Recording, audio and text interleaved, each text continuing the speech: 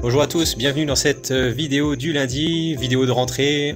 Je suis très content de vous retrouver pour analyser le sentiment de marché. J'espère que pour vous l'été s'est bien passé.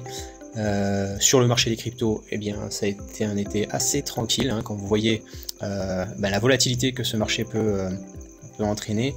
Là, on peut dire que ces 7-8 dernières semaines, bon, bien sûr, il y a eu une grosse montée et une grosse descente ici et là, mais dans l'ensemble, par rapport à l'historique, ça reste assez limité.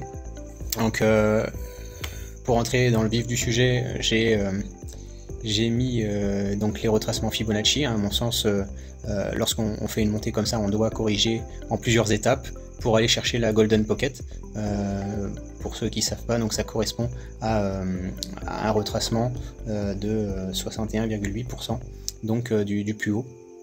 Et donc ça correspondrait aux 21 800, enfin dans cette zone là, et qui correspondrait également à un retest de ce long support, donc qui était une résistance cassée pour aller vers le bull run et la bulle spéculative qu'on a eu en 2021, et donc venir, donc on est allé en dessous puis on l'a récupéré assez rapidement, et là donc venir retester ce support qui paraît très important pour ensuite aller chercher beaucoup plus haut. Voilà, donc là c'est tout à fait logique. Alors je l'ai mis on est en weekly, hein, on est une barre égale une semaine. Vous voyez, on va se mettre en daily, vous voyez un peu mieux. Voilà, donc là, c'est très criant, hein, vous voyez. Donc là, on est allé chercher ce retracement Fibonacci qui représente donc des supports. Voilà, donc tout à fait logique. Et donc là, j'ai dessiné un canal descendant, un drapeau qui, si on casse par le haut, eh bien, pourrait nous emmener à nouveau tester les autres retracements Fibonacci. Hein. C'est-à-dire qu'on ne va pas aller directement au niveau de la Golden Pocket, on peut revenir tester ces retracements, donc ces résistances. Donc c'était des supports cassés ici, et qu'on est venu tester avec la news. Hein. Vous avez vu la news concernant les États-Unis.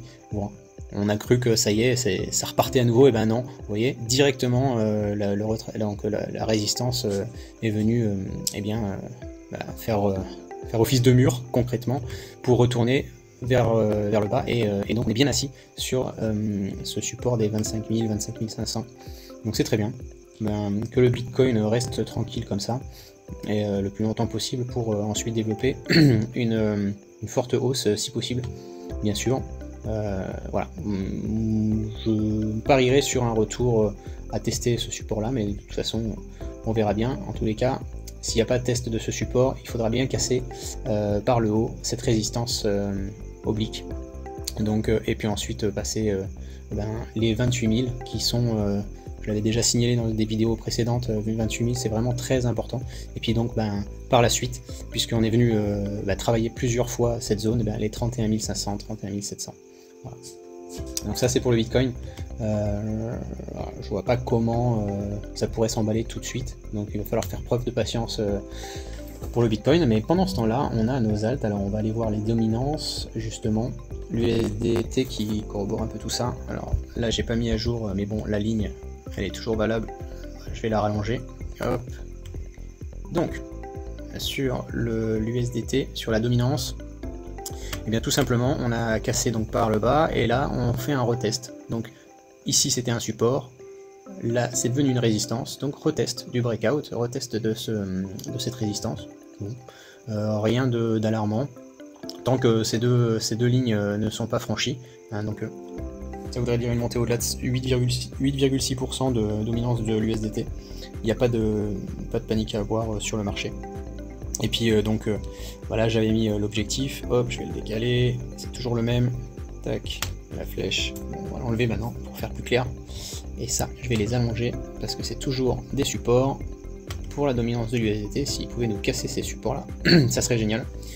Voilà, donc là aussi, à surveiller, on est sur le haut du canal ici, qu'on voit bien, hein, entre toutes ces lignes jaunes, et donc là, ça serait bien qu'on ait une redescente pour retester les plus bas. Et si toutefois on casse par le haut, ce qui voudrait dire donc que le Bitcoin irait vers sa Golden Pocket, donc les 21 700, on aurait un triple top de l'USDT, et là la possibilité, vraiment la triple top, si la dominance de l'USDT ne les passe pas, un retour brutal vers le bas, donc ce qui lancerait le bull run tout simplement, et la nouvelle bulle spéculative du Bitcoin. Ça, c'est la dominance de l'USDT. Dominance du Bitcoin, et ben hop, voilà, bah, c'est très clair, hein, on est toujours là. On a donc le support oblique, hop, la dominance du Bitcoin qui est coincée entre eh bien ça, alors je vais le mettre en weekly parce que alors ça c'est très long terme. Voilà, hop, pardon, tac, là j'ai pas de souris, je suis sur le. Alors c'est du très long terme, hein. Là on a la résistance oblique qui date depuis 2017 qui a été retestée donc en janvier 2021.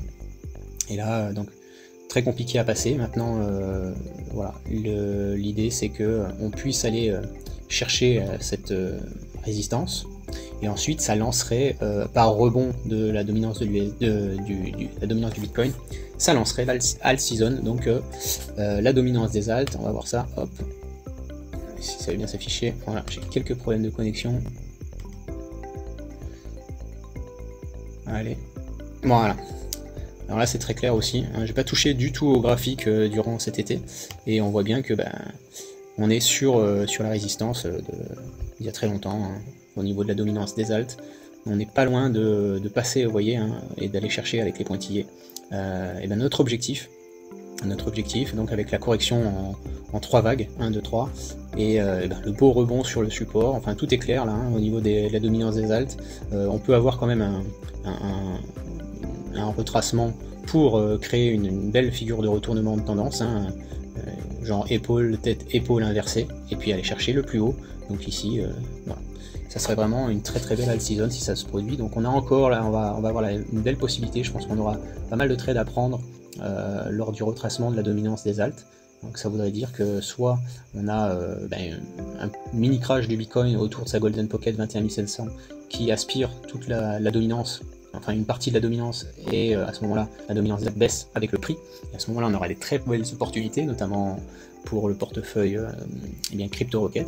On aura aussi des trades à se positionner, on prendra peu de risques à ce niveau-là, et puisqu'il y aura nécessairement un rebond, et donc la possibilité d'avoir des bons trades gagnants.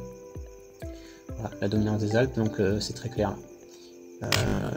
Au niveau du total market cap, pareil, on est alors là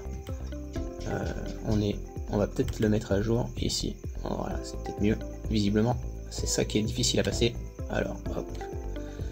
Voilà, c'est les 1,2. 1,2. Voilà, et on est toujours dans le canal, mais donc voilà. Si le Bitcoin descend dans ses 21 700, 21 500, on aura un retour du total market cap sur son support, et ensuite, possiblement, un rebond et aller chercher donc plus haut le total market cap. Voilà. Voilà, c'est tout pour cette vidéo de rentrée. J'espère que vous allez avoir une bonne rentrée également. Et puis on se tient au courant